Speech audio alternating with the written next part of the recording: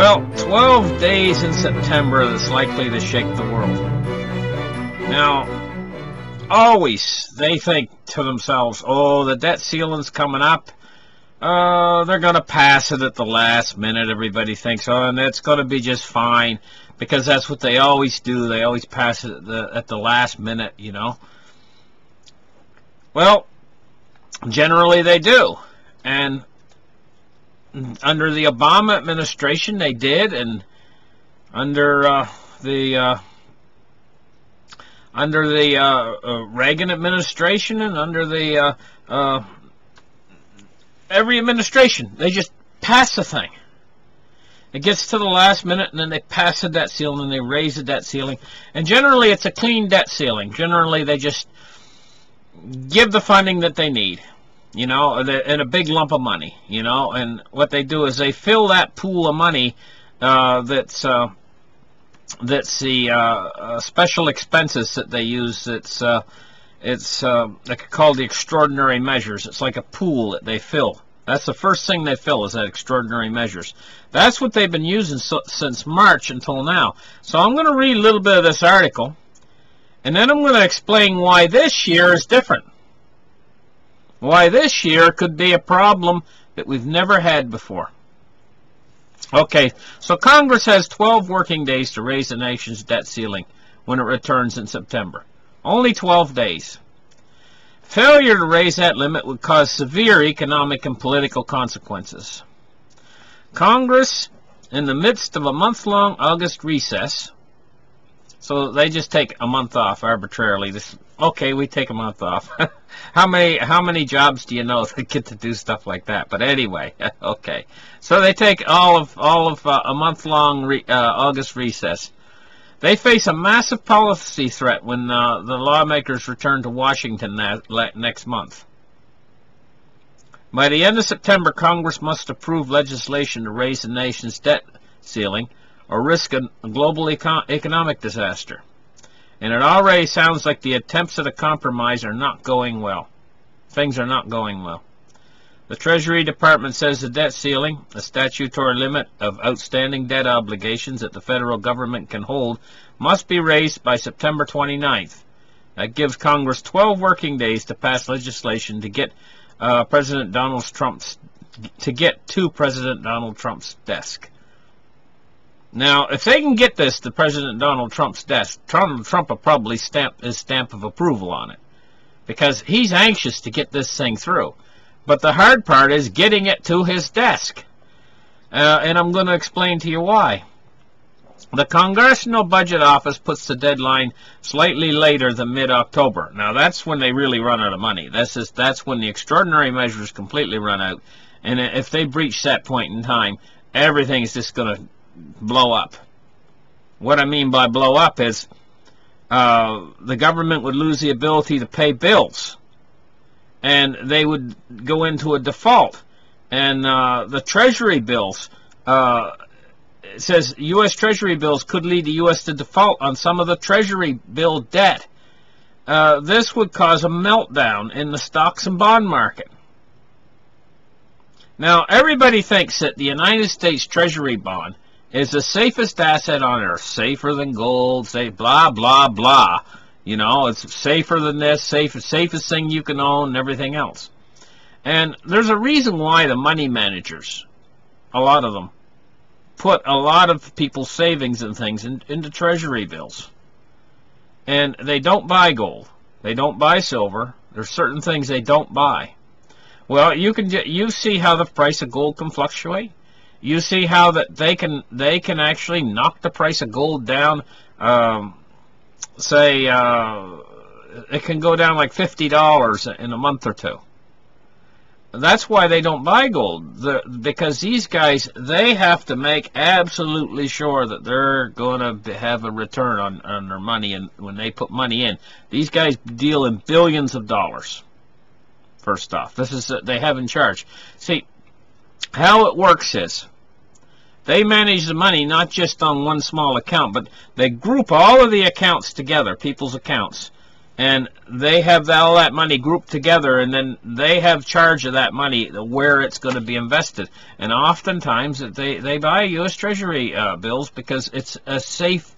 They're going to get at least their money back plus the interest that the Treasury bill yields. Now, what they're not accounting for, and they would never account for this, is a default on U.S. Treasuries. It just doesn't happen. And because it doesn't happen, they would never account for that. This is just impossible. It's never happened before, and they never expect it ever will happen, that the U.S. would actually default. It's just impossible. So it says the possible fallout from a default, according to a study by the Treasury Department, would include a meltdown in the stock and bond markets, the downgrade of U.S. credit rating, which would increase the government's borrowing cost, and an undermining of the full faith and credit of the country. This is an understatement of what would actually happen if we actually get a default on the United States. It would just melt down the entire world if this happens. It says, despite potentially dire consequences, there is a confidence, but no guarantee that factions in Congress with a variety of competing interests will be able to come together on a deal to raise a limit. Currently, the two sides do not appear to be even close on a deal. There's no talks going on. They're just basically, they always think to themselves, well, it's in the bag. We'll do it. We'll do it. You know, it's in the bag. It's going to get done. We always do it, so we'll do it. But they're not really preparing for it any, and they only got 12 days. So it says there's no talks even going on it right now. They're all away on vacation having fun. They can take a whole month off. Who else gets to take a whole month off? And they're not even concerned with this because they just think to themselves, well, it'll just get raised. They don't know how it'll get raised, but it'll just get raised. Don't worry about it. It'll get raised. It always gets raised. It always got raised before, you know. Despite this, there is hope that the two sides will be able to avoid the worst-case scenario. I think we'll be able to avoid a default, one Republican aide told the Business Insider. I think we might have one attempt that fails, and then we'll have to come back and do something else. A similar sentiment was expressed by outside analysts and economists. So everybody thinks, oh, it'll get done because it's always got done before. It's never failed before. You know? This is a wrong way of thinking, in my estimation. It says, we think most policymakers are aware of the severe political and economic consequences of a failure to raise the debt limit, but September could be an anxious month for the market participants.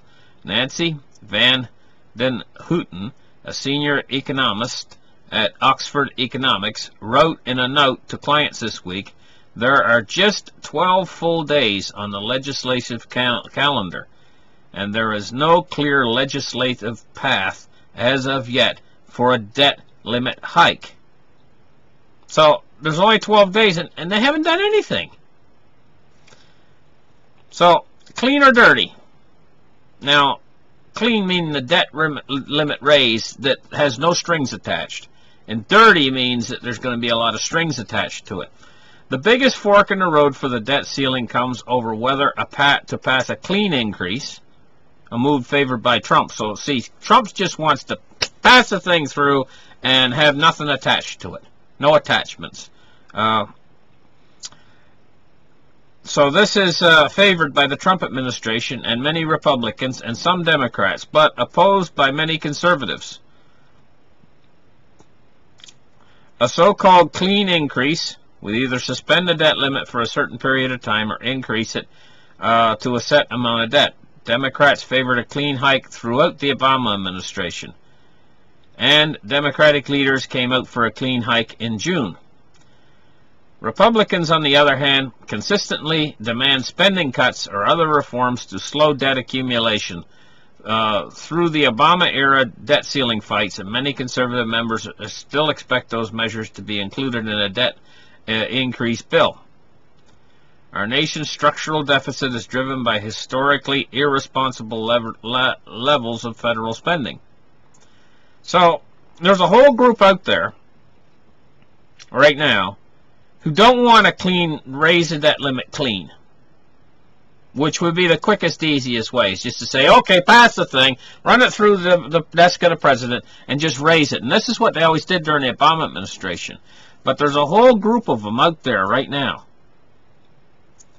the Republicans, who are consistently demanding spending cuts. In other words, they're going to attach things to this debt ceiling increase. And this is what will probably hold it up. It really will hold it up from getting... because they say Congress cannot simply kick the can down the road to the next generation. So they're hitting the limit of all these debt ceiling raises that they did that were simply kicking the can down the road during the Obama administration. Now they've only got 12 days to raise this thing. And suddenly they're going to become very conservative on it and want to attach all these attachments to it. Conditions, in other words, before they raise it. And they only got 12 days left. It says that presents a significant complication for congressional Republican leadership.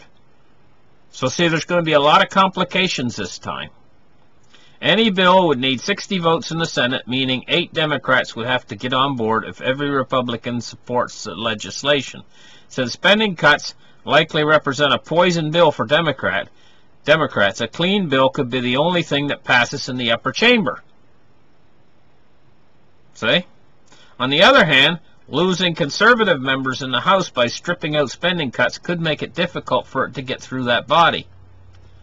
Early signs have suggested that the GOP leadership, tandem House Speaker Paul Ryan and Senate Majority Leader Mitch McConnell, will propose a clean hike for the debt ceiling, hoping to win over some Democrats, even as they will likely lose the far-right flank of their own party.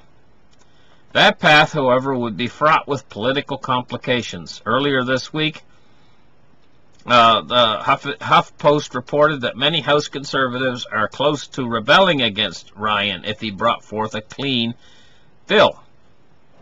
One Republican in the House told Fuller that if Ryan attempts to go that route, it becomes the start of the end for the Ryan speakership. And several other conservative members said that they wanted to see serious efforts to deal with the debt accumulation in the legislation.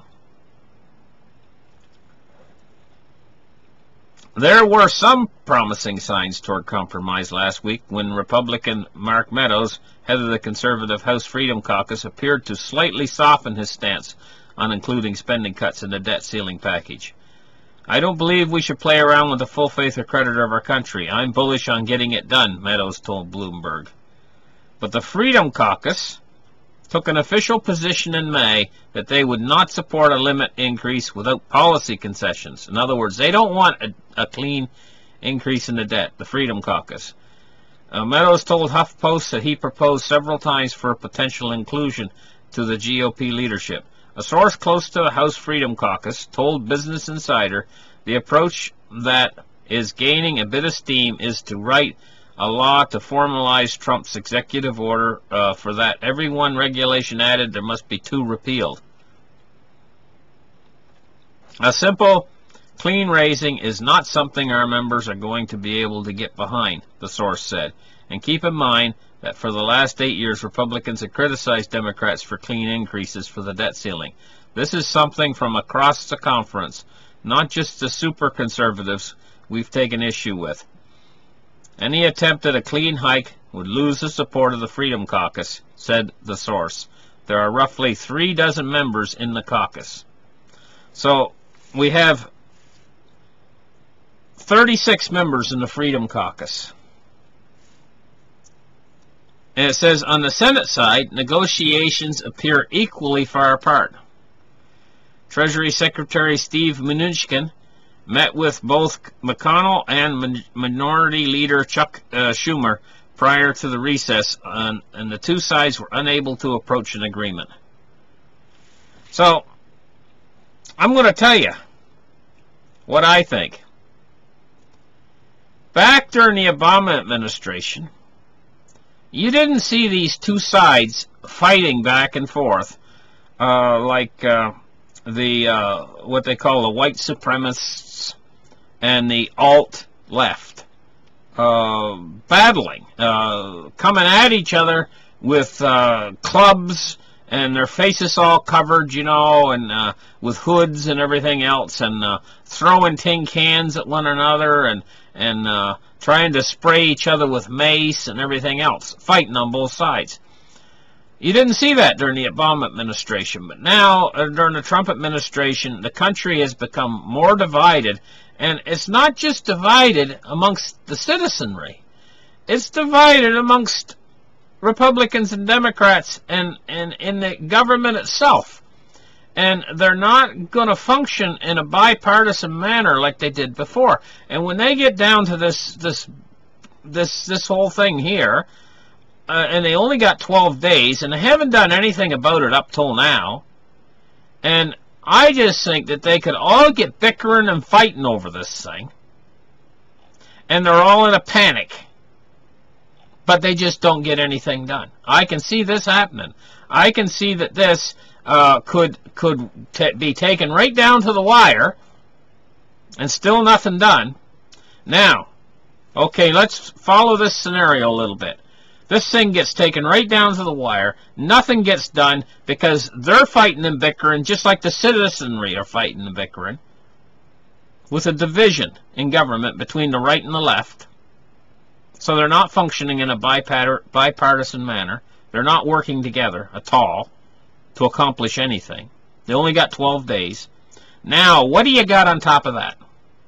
You've got a stock market that's so oversold on hopes and dreams that is just absolutely ridiculous. You got a bond market that's been in a bull market for 30 years and is ready to pop, right? Anything could prick these bubbles of the stock market and bond market. And now you got these guys who can't agree, and the whole thing comes down to the wire. If the markets start to turn over and roll over during this, right? Just even if they get this thing passed at the last minute, what would it matter if the stock market's already fell 4,000 points? And the bond market's all just rolling over too. What would it matter? This thing could trigger the disaster. Because and why I say it could trigger the disaster is because the disaster is ready to happen. It's ready to happen anyway. And this thing could be actually a trigger. It's coming up. It could really be a trigger. In August, let's see, this is September. And this is mid-August right now, past mid-August. It's not long away. This has been trickling down to this. I mean, I did stories on this way back, I think in March and in April. I did stories on this. I haven't done a story on this for a while.